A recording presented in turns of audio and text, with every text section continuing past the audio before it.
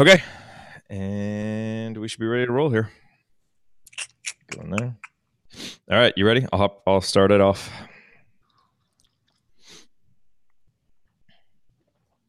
Sweet. All right. And welcome to episode number 129 of The Showrunner. I am Jared Morris, serial podcast host and eternal believer in the power of balancing pride and humility. And here with me, as always, is my co-host, Johnny Naster, who is back to eschewing the fancy button-downs for his trusty T-shirts today, and host of the world-renowned Hack the Entrepreneur. We are your podcasting mentors, excited to be with you for another week of talking about not just how to podcast, but more specifically, how to drive meaningful results from a podcast-centered marketing strategy. And this week, we are going to keep things a little shorter and a little more casual, and we're going to discuss a topic that can be easy to overlook, which is your podcast category page on your website. What purpose does it serve? What should it include? We will walk you through the basics that every one of these pages should have. So settle in, turn the volume up, and come along on this week's path toward becoming a better showrunner. But first, let's welcome in Johnny by hitting up the random question generator so that we can learn a little bit more about him. Johnny, here is this week's question. Would you be willing to reduce your lifespan by 10 years to become rich or famous? No. That was my answer too. Quickly. Yeah, that seems pretty easy. Like, okay, does the level of richness matter? Like, I mean, if you could be just like a billionaire, would that make a difference? No. What would make a difference, though, is if I knew exactly how long I was going to live. If I knew I was going to live to 118, I would probably be like, all right, well, to make it to 108 and be whatever they define as rich, sure. But I don't know. I might say yes and then be dead because I might not even have 10 years. I have no idea. Okay, so that's true. So that would change things a little bit. Mm-hmm. Okay. Yeah, but I'm generally with you. I'm not really, I don't know. I don't really think about amassing a certain amount of money or fame for fame's sake. So Right. Exactly. Yeah, those things really not going to make life that big of a difference.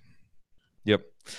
Alrighty. Well, if this is your first time listening to The Showrunner, we welcome you. We are glad that you're here. You may find that this is not your typical podcast about podcasting, and that is exactly the way that we want it. If you have been with us before, welcome back. We appreciate you being with us again, and we hope to be better today than we were the last time. Whether you are a newbie or a grizzled showrunner veteran, if at any point during your journey with us, you decide that you want more, that you want to get serious and take the next step as not just a podcaster, but as a showrunner, we're ready for you. Visit our homepage, showrunner.fm, and drop your email address into the field that you will see right there at the top of the page. That's the best way to stay connected with us and with the show. And if you ever want to contact us directly, you can just hit reply on one of our emails, ask us a question, and we will be more than happy to answer you. So, Johnny, speaking of grizzled showrunner veterans, I want to do a little bit of something different for the showrunner spotlight this week. I don't want to shine it on just one individual showrunner, but I actually want to shine it on a handful of showrunners who have so far been the most active members of the showrunner podcasting community. And we've been talking about this community a lot that we launched over on Mighty Networks 3 weeks ago, 4 weeks ago, something like that. But it's really, really rolling. You can find out more about it at community.showrunner.fm. It's no longer a free community, but you can find the details and sign up there at community.showrunner.fm. But any community is only as good as, the people leading it and the investment that they have in creating new content and kind of keeping things going. So we've, certainly been trying to lead the right way and kind of hold up our end of the bargain there. But then you've got to have people in the community who really take ownership of it and who are active and who are enthusiastic and who are supportive and who are helpful. And man, have we been fortunate to have a lot of those people so far. And so I went in. Mighty Networks actually kind of shows you, who the most active people are. And so I want to recognize 6 people who have been the most active so far. That is Nick Clayton, Susie Buttress, J.D. Sutter, Susanna Perkins, Brian Ensminger, and Bob the Green Guy Farnham, all of whom have just been so important in the community, but really taking off and being a great place for podcasters to go to because they're starting conversations, they're commenting and giving advice, they're asking great questions, they're showing up to office hours.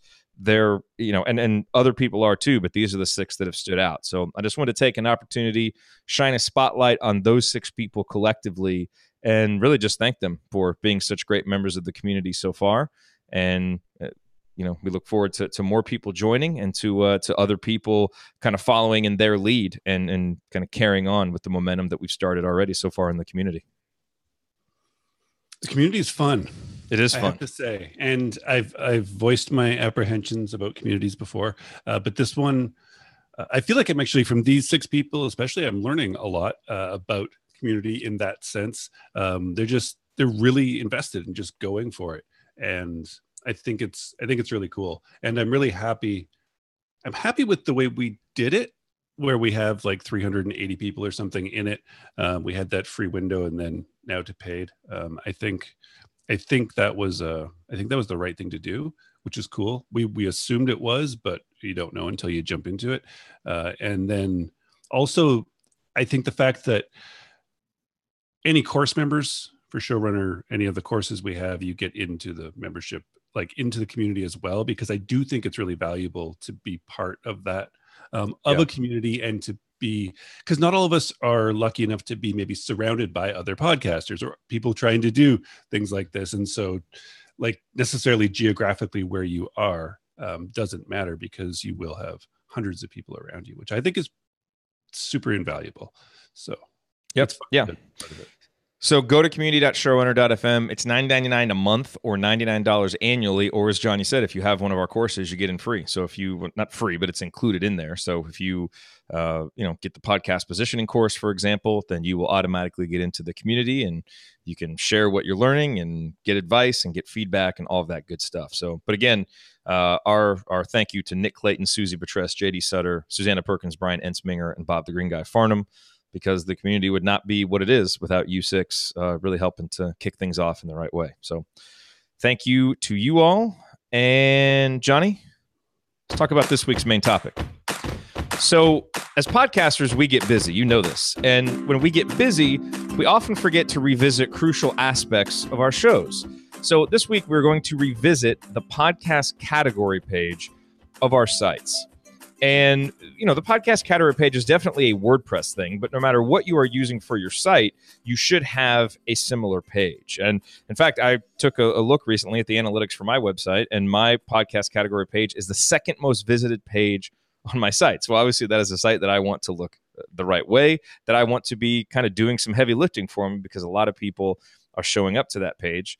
And my guess is that your numbers probably show similar results. So we want to spend some time this week improving these key pages on our sites. And Johnny, you just earlier today inside of the community, you posted this week's accountability challenge about the podcast category page. And you might have noticed that I absolutely just lifted that intro straight from your post on on the podcast category page. Those are your own words there that I just read back to you with a little bit of ad-libbing. So my question to you is, why did you choose the podcast category page for this week's accountability challenge? And then the analytics that I was referencing, that was actually you looking into the Hack the Entrepreneur analytics. So what did you kind of see, maybe in a little bit more detail, about that page and why this page is so important? So 2 reasons why I wanted to make this the challenge for the week was, one, this came up as a question in the community last week about somebody wanted to make their podcast page look better. And then I went and looked at mine. I went and looked at the Showrunners. I went and looked at this community members, and it just made me think about it, where when I say us as showrunners get busy and then we sort of neglect some things that are important, I'm absolutely speaking for myself in this case. And it was funny because as I wrote that it's one of the most popular pages on my site, I was just like, I'm just actually gonna go look in analytics right now, because I know just as a hunch that it is, that people land on there and it's mostly there for a podcast. So they go and they click podcast up on the navigation menu. Perfect. So I go and just look in analytics. And of course, besides the homepage, which is just a default to a lot of people, how they just start sort of the process. So I don't really count that necessarily, but then podcast is the page. So right there, I mean, we all know we get such a small window to grab people's attention, to sort of make them stick on your page or to your brand, because people are on their phones, on their iPads, whatever, really quickly doing things.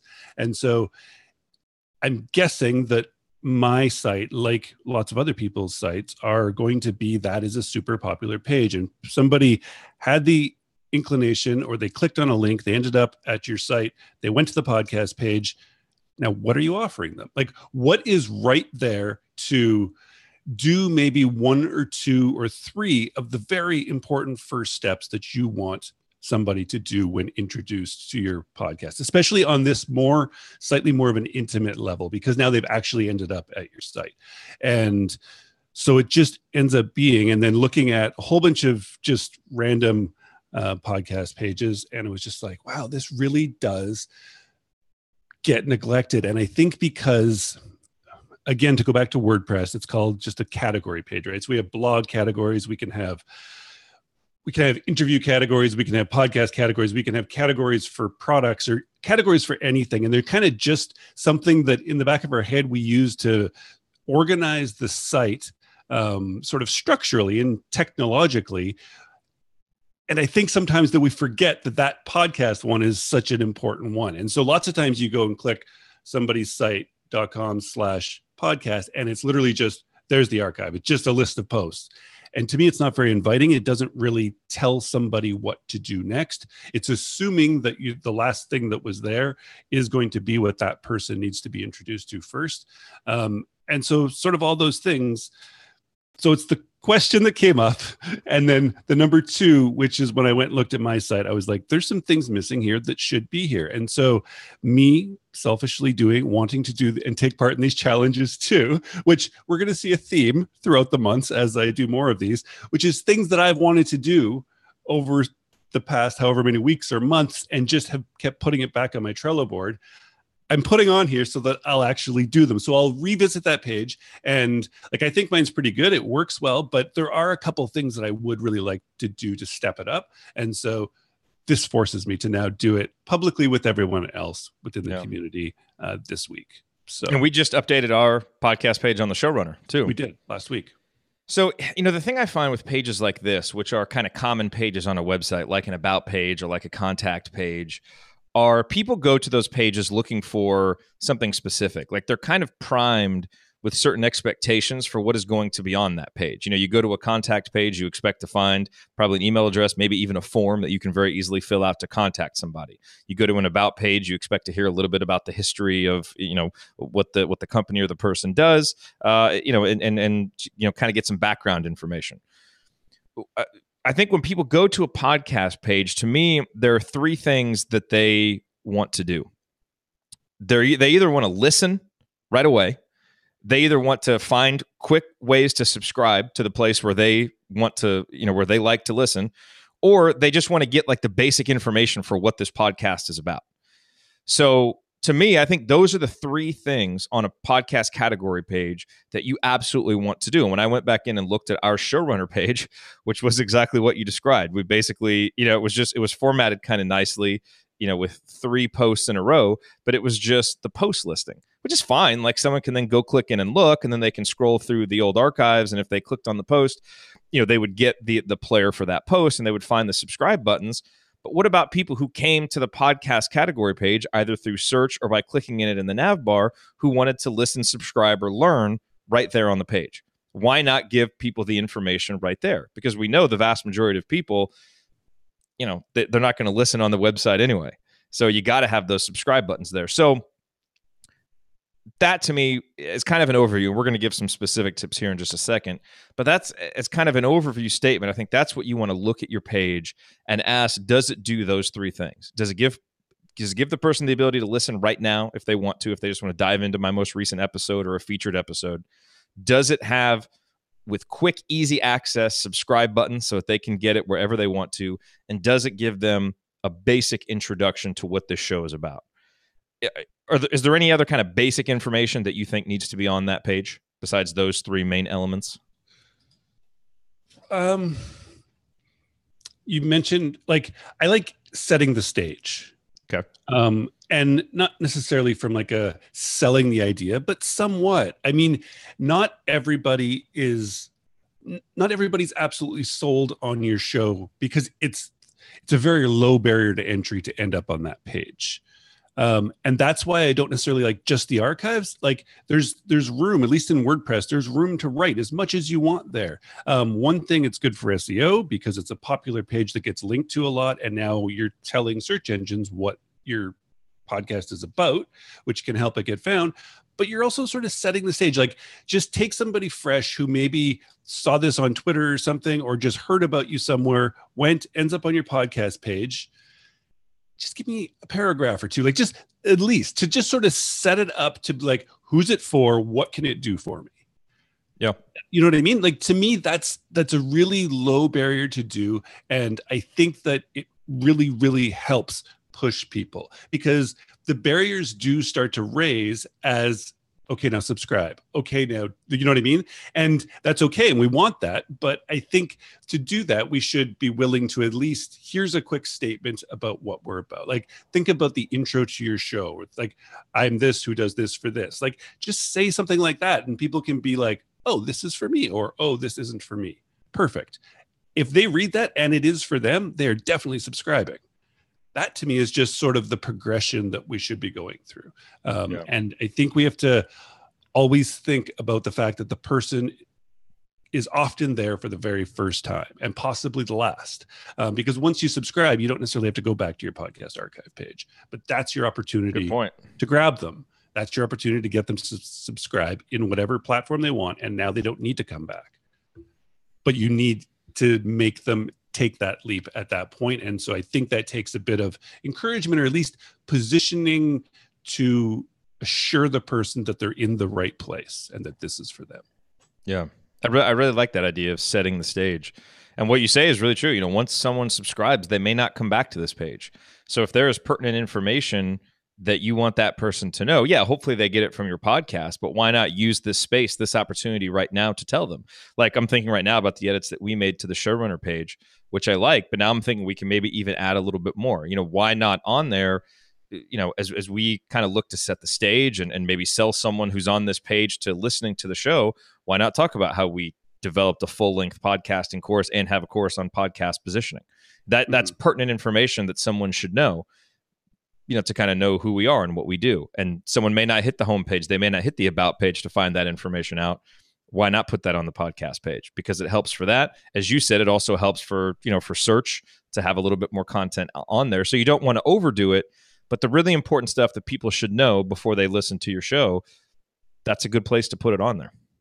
Exactly. And I mean, we are podcasters. These are podcast listeners who are on this page. It's kind of interesting, and I've seen it a few times where it's actually like a 30-second or 1 minute audio that you record, and there it is, just on its like, here's a message from us, and it's somebody can just press play right there, listen to you and actually like explain it to them and give them that sort of, here's the next thing, and then it's kind of like, oh, cool. The one of the links I did inside the post today, which was Sam Harris, the Waking Up podcast. And on his is actually the statement he has there in audio is the reason why they don't take sponsors and they do donors only, and then kind of pushes you to, but to me, that's really cool. Like you get a vibe for him. It takes really long for him to get to the point. You start to figure out what his show's like. And that's cool. Like that's, to me, it's like, if you're into that, you're going to be into probably a lot of the other stuff that he's producing there. So, so it's even a chance to qualify listeners a little bit. Totally. So it's obviously the text helps for the search engine stuff, but I mean, if you just wanted to record a short intro audio and just put it there too, I think that'd be pretty cool to show. Yeah. So, and that's a really good idea. That's a good place to take a break here, because we're going to talk about some tips and some things that you need. So we're going to talk about some stuff that you absolutely have to have, and then we'll maybe talk about some advanced stuff or some next level stuff that's more of a nice to have, like, you know, kind of a video or an audio intro, like you just talked about, Johnny. Before we get to that stuff, though, we need to talk a little bit about Hover. And we've been telling you about Hover over the past several months now since they became a sponsor. And it's funny, Johnny, because I now find myself talking about Hover a lot just through natural conversations whenever domains come up, because I hadn't used Hover when they first became a sponsor. You had, but I hadn't actually used them. But as I mentioned the last time we talked about them, I have had such a great experience with them. You know, from the purchasing experience just being so clean and simple, And then to, what I said about buying a domain for something I got really excited about, but then realizing I needed a different domain name, and they actually canceled the purchase and refunded my money, which I didn't even realize was possible with domains. But not only did they do it, but they actually took care of the whole thing for me. So, the customer service that you talked about that they had in their copy points, I have now experienced that firsthand and can say that it's truly a great experience. So what have been some of the things that have really stood out to you from your experience using Hover, Johnny? So again, from the talking points, and I used to qualify this as a serious positive, which was the ease and simplicity of buying without the upsells and the pop-ups, all that stuff, except for the fact that now in the last 2 weeks, I've bought 3 domains because I literally just do it on my phone, and it's just, you want this domain? Here's how much it is, press buy, and you just go through it. There's not like an endless hurrah of like, what about all this other stuff? It's like, I don't need any of that stuff. And so they've almost made it too easy for me to the point where now I am like, my terrible habit of just buying domains on these whims is there's, again, to barriers of entry, the barrier has been lowered even further. So it's just too easy, possibly. But now they're costing me a lot of money. Hover. It's so easy. You better be disciplined. So go to hover.com/showrunner and get started today. And you will actually get 10% off of your first purchase. So we worked out a deal with them. You get 10% off that first purchase. Remember, no upsells, a clean and easy user interface, and a best-in-class customer support team. And you help the showrunner out too. So get 10% off your first purchase today at hover.com/showrunner. Okay, so let's continue here, Johnny, talking about the podcast category page. And let's just knock out some of the absolutely essential things. And I don't think we're going to need to spend too much time on this because some of them are pretty self-explanatory. Number one thing to me, I think, is easy options to subscribe to your show. And you can certainly do that, with text links if you want to. But I think downloading the little logos of the different sites, because for most people, the place where they listen to podcasts, they instantly recognize the logo.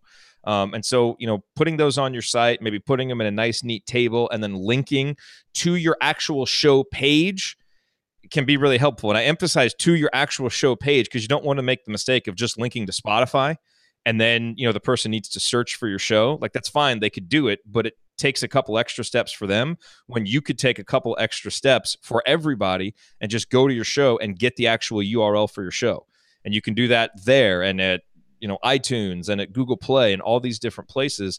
So if you want to see an example, and if you even want to download some of the logos, I think the ones that I did were 64 pixels by 64 pixels. You can go to the showrunner.fm category page, just click on podcast up in the nav bar, and you can just right click on those logos, download them, and save them if you want to, and you'll have them. But just make sure that you link to your actual show page and just put them in some kind of neat, organized fashion so that when people go there, they can very quickly find what they need, click, and subscribe at the place of their choosing.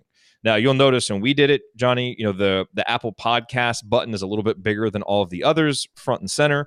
That is still the place where most people listen, so I figured it made sense to put that front and center. But then I added the Spotify one, Stitcher, Google Play, iHeartRadio, TuneIn Radio, all those places where people listen. You might as well take the half hour, 45 minutes it takes to do it and put them all there so that people who stumble upon it will easily find those subscribe buttons, and so that you just have a quick resource. If someone's like, hey, how do I subscribe to your show? You just send them that link here. They're all listed right here. Pick which one is easier for you. So that is pretty much a given that it needs to be on your podcast category page somewhere. There's just no reason for it not to be. Do we have it? Do we have the time? Do we have it in us to go on a slight aside right here? Of course. Yeah. Do you think that there's a sort of diminishing returns to having too many places, too many options for subscriptions for people? I've thought about that, but I don't think so, because I think people listen where they want to listen, and they get a comfort zone with where they want to listen. So I think if someone is coming to listen to the show and they listen to their shows on Stitcher, they're going to zero in on Stitcher and they're going to click on that. And I don't think they're really going to see the other ones. So I don't think that the distraction is really going to take away. Like, I don't think anybody's going to say, oh my God, so many buttons, I can't find the one that I'm looking for, and they're going to click off. Like, so I don't see the downside to it. I would rather, even if someone's listening on Beyond Pod or, Pocket Cast or one of the other ones, and it's only 0.5% of your listeners, well, that still could be 10, 15 people. And some people do still listen on there. So I have weighed that. I don't think it does anything so negative that I would want to keep them off of there. And frankly, I think it, to a certain extent, I think showing that your show is available in all these different places is kind of nice. I think it shows like, wow, this show is available lots of places. It I don't know, there's just something there that it kind of suggests even more authority for a show that it can be found in all these different places. Yeah, it's like a social proof sort of for it. Yeah. And that's sort of what pushed me to that at first. But I'm just wondering about the people who aren't avid podcast listeners. And they're still sort of figuring out how it all works. They've listened to one or two shows maybe, and they're working at it. But then they go there and they're like, I don't know which one to do. I don't know. I don't know what that is. And I should actually run one of those like heat maps for it and just see, but I don't know. It's just something that I've thought about is like typically in most things, I want to keep things as straightforward. Here's what to do next. Here's what to do next. Here's what to do next. And then that one, it's kind of like, here's what to do next. Make a decision. Well, that's why I do like having a bigger logo for Apple Podcasts, because I think, again, most people still listen there. So that makes that link easier for people. And that is the one that people are most likely to click. So I think maybe doing something like that would help. But I mean, you do bring up an interesting point. It is easy to lose sight of the fact that, if you have a new listener coming to your site, they may not be as kind of steeped in this stuff as we are. So I suppose that could be a little bit confusing. So I guess that is where I would say maybe give a signal with a bigger logo or putting it right front and center, the one that is most, that you think people are going to be most likely to click on. That's without having any data to sway me otherwise, I would say that I think having all the options there is more of a positive than it would be a negative. Yeah, totally. It's anecdotal either way. I was looking for your opinion. I appreciate you humoring me with that. Thank you. Of course. Hey, we always have it in us to take a little aside. Come on, especially when it's a very relevant one. Okay, so that's number one. I think we talked about this one, the brief introductory paragraph explaining your show's benefits, kind of selling your authority a little bit, selling the listen, setting the stage. I think that's really important to have on there. So that one's a pretty easy one. The other one that I think that to me really belongs in this category of you need to have it on there is a player. Because if someone's just excited to listen right there and they're one of the people who listen on desktop, or they just want a quick sample. Like they're like, well, I don't know if I want to click on one of these subscribe buttons yet, but let me listen. Like, does the intro sound professional? Are they just, talking into their computer microphones? And so this really isn't something I'm going to want to listen to. Give people a sample. And, if you have a highlight episode that you really want people to listen to, I know on the Spreaker player, you can, which is the one that we have on our site, you can have the player that runs through your whole playlist, but you could highlight a particular episode to be at the beginning of it. So if you wanted people maybe to listen to episode 1, or you did have a little kind of introductory, short little welcome message that you wanted to put on there, you could do that. Or you could just have it run in chronological order. But I think having some sort of player where people can tune in right there, hit play, and listen, there's no reason really not to have that. And most places where you're going to be hosting are going to give you the ability to do that and embed that pretty easily on your page. So I would qualify that as a necessary element to have on that page. Can you think of a reason why you wouldn't want to do that? No, not at all. I think that's absolutely essential too. And the reason why I think that this challenge is so important is because all of these things are fairly easy for us to implement with the technology and tools we have. Like you said, where I can't think of a host right now for your podcast that's not going to offer you that player to just place right there, just embed the code and you're done. It'll constantly be updating for you. But I think it's absolutely key. I would, again, without the data, I would assume that a lot of people, because I know I do it, if I end up on that page of something, I'll listen, even like you said, for a couple minutes, just to check it out and be like, yeah. And that'll kind of just drive me over the edge, unless I hear something I absolutely don't like. And then it's like, okay, well, move on. So I think it's worth it. I have it on mine. We have it on the Showrunner. So I definitely think that one's crucial. The other thing that I would qualify in the must category, and I don't know that there will be anything else that is in the must category, But I think on a podcast category page, your podcast archive page, whatever you want to call it, having a listing of your most recent show notes, and not all of them. And if you have, if your archive is like 150 episodes long, you wouldn't put links to all of them on there, but maybe to the most recent 5, and then little buttons where people can kind of go back, page by page by page. But again, as you talk, we think about expectations. What are people coming to this page for? Some people are going to come to that page because they like, actually looking at the show notes, or they want to get a link from the episode, or, or whatever you do. So I don't think that necessarily has to be above the fold. I think all the things we just talked about are more important to have at the top. But I think this is important to have on there for your listeners, for, audience members who have been with you for a while, who want easy access to your most recent show notes. That's the other thing that I would absolutely have on this page, because people are going to come there looking for it, and you don't want to disappoint them when they come there. Absolutely. I mean, to me, it kind of stops becoming a category page if you take off the archives. The archives are absolutely essential. That is what a lot of people will be going there looking for. You're right, after they've already subscribed. But so you do have to have those. I guess we're talking about the stuff at like above there, which is often this part that kind of gets ignored. So anything else that you think is a must? Like I know on our list now we have social media links to follow you. To me, that's not an absolute must to have on the podcast page. I think it can be a smart thing to have on there, but like I think that's where things might get a little bit confusing, is if people are like, well, wait a minute, should I follow on social media, or should I hit these subscribe buttons? Now maybe people don't know exactly what to do, or they, click over to Twitter and they follow you on Twitter. Maybe that is what you want if that's your main thing. But I would say just make sure that you have a hierarchical understanding of what you really want people to do.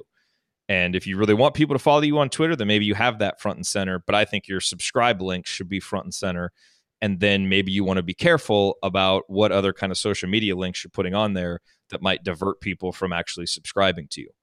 So I'm not saying you shouldn't have them on there, but I don't think it's an absolute must have. I think you should be intentional with it if you're really trying to grow a particular social media channel. That's true. That's absolutely true. And I guess what I want to do, and I guess what I'm encouraging others to do, is almost think of this page as you would like your homepage, because it is so popular on our sites. And so with your homepage, you typically have a good headline and you set up the stage, and then you have what you want them to do next. So you're right. If social media isn't a big part of what you are doing, then by all means. And it needs to be sort of coming down the process, like do this, then this, then this. But I just think it's worth taking it that seriously. And so social media, I can't remember, one of the links I had, the social media they had on there looked really good. And it was kind of like, that makes sense where it is. It seems like on the Showrunner page that it wouldn't fit. It would just kind of muddle up the rest of the buttons. But if you had a complete line, that there might be a place. And if you are a person who is constantly putting out every new thing you do onto Twitter or onto Snapchat or onto Instagram, then maybe that is just where you want to push people, because that's almost a lower barrier to entry for people. And then if they see enough of that and like it, maybe then they'll just go subscribe in their favorite place. So you have to know your audience well enough, but so take all these and then just sort of figure out what your audience wants and what you want them to do, and then just really take the page seriously, and you'll kind of start to understand what it is you should have on it. Yeah, and just be intentional about it. Exactly. And be smart about your design so you don't distract people with, kind of similar things. Right. The next thing is, some sort of email opt-in, which, if you're collecting email addresses, which we of course suggest that you're doing, this is another good place to put it. I think, again, be intentional about the design, because if you have that right there by the subscribe buttons and your social media buttons, like that's kind of a lot of stuff that you're kind of suggesting that people do. And, that's where people can just be like, oh, okay, this is like option overload. I don't know what to do. So you want to be intentional with your design there, but this is another place where that could go. And maybe you split that off into a sidebar, or, it happens in a pop-up when people leave the page, or, you can do some different things to separate it out that way. But this would be another good place for it. Just be intentional about how you include it. And I didn't intentionally, I guess, or unintentionally, I didn't clarify this well enough. And when I was talking about email sign up, I don't think you should be offering a lead magnet on this page unless you said like when they're exiting. That's by all means, that's an amazing time to do it. It was actually for if you want to sign up, like subscribe email for the podcast.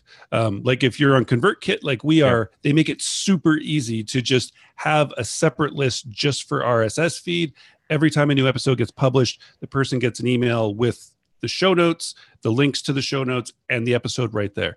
Lots of people do want it right into their email inbox. And so to me, it was going to be sort of like, I would highlight that almost like I would highlight the iTunes one, because to me, they're both very, very, very important.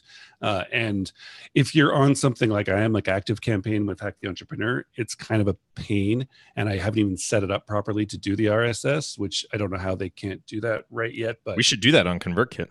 Yeah, I know. ConvertKit literally has an RSS feature for it. Like it's set up totally. And so does MailChimp if you're on MailChimp. But to me, that's what I was thinking. And I saw that on your assembly call site. I think on your subscribe page, you have that.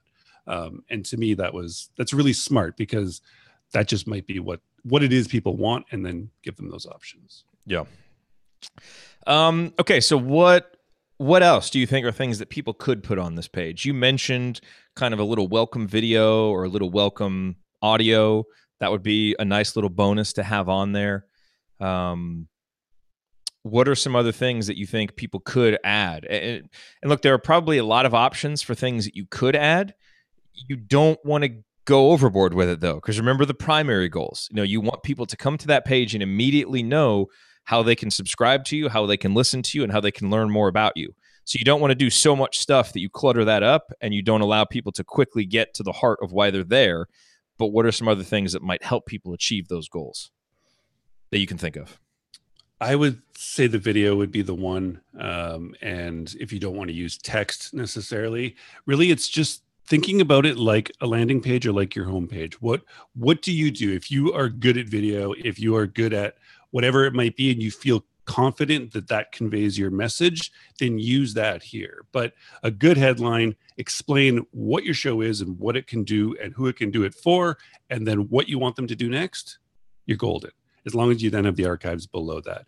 Whatever that takes, and I agree fully with you, Jared, is like there are more things you can always add, and what it is that you feel will work best for you to get that message across quickly, use that. But like you said, Jared, it's really easy to do too much. And so I almost want to take these 5 that we've given you and any couple extras that we've given you, and maybe pick 1 or 2 or 3 that just need to be there and you think will work best for your message and your audience, and then just ignore the rest of them. This wasn't an idea so that you should do all of these. It's just everybody works differently. Everybody has a different audience. Everybody has a different message and tells their story sort of differently and better in certain ways. And so you need to know that. You need to use that for yourself, and then pull everything else away that sort of clutters that message and clutters sort of that flow of somebody landing there for the first time and then them getting to that action that you want them to take. Yep. All righty. So if you're in the Showrunner community, obviously you want to be taking Johnny up on this accountability challenge. Let us know in the comment section there inside the community what you're doing, what your goals are. And then, of course, on Friday, come back and let's all hold each other accountable. If you aren't in the Showrunner community, of course, you can go to community.showrunner.fm or let us know on social media at Jared Morris, at John Nastor on Twitter. Let us know what you're going to do with your podcast category page. Send us a link after you update it. We'd love to take a look at it. But yeah, make sure that you've got all the pertinent information on there so that when people get to that page, they can immediately listen, subscribe, or learn a little bit more about what you're about. And then you'll make sure that that page can do all the heavy lifting that it is intended to do for all the people who are going to come to it, because there's probably a lot more people coming to that page than you think. All right. Thank you for joining us for another week of talking about how to drive meaningful results from a podcast-centered marketing strategy. If you want more from us, if you want to join one of our courses, if you want to view our show archive, if you want to get on our email list, we are ready for you. Visit showrunner.fm and you will find what you're looking for. We will be back with another brand new episode next week. We hope you'll be here with us. Until then, be authentic, be useful, and keep showing up. We'll talk to you soon. Take care. You always say Take take care. I do, I know, but sometimes I feel like you do such a good outro that I shouldn't just pipe that in at the end. So this time I tried it without it, but it did. No, but I was like hanging. I was about to fall over. I was hanging, just waiting for you to say it. I felt that too. I mean, I had to experiment, just see once. Take care. All right, here we go. Stuff, man. Ooh. That's awesome. Ooh. That is awesome. All right, cool. So thanks for your flexibility today. I'll be out. I'll be around a little bit tomorrow, and then we're leaving on Wednesday. All right. So I'll leave. Where are you heading to? San Diego. Nice. Short little trip to San Diego. So I will leave the community in your able hands. Okay. And then let's see. We've got. I'm gonna update the events calendar with this stuff and get it on there. But next week we have the positioning Q&A on Tuesday. Yep.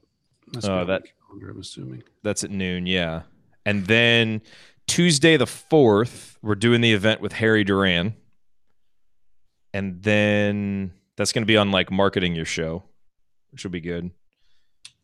And then when's the other one? Harry Duran. I set one up with another guy about Audacity, because there's a lot of people who use Audacity or who want to use Audacity, and this dude, one of the guys in the community, Clayton Green, I think, he knows about Audacity, so we're going to do a little event on Audacity. I can handle that one. You don't really need to go to that one. Okay. But it's going to be like Audacity basics and then kind of a Q&A on it. So, I mean, I'm just going to keep trying to find, maybe for every couple weeks, events that we can do. And obviously you and I should host one.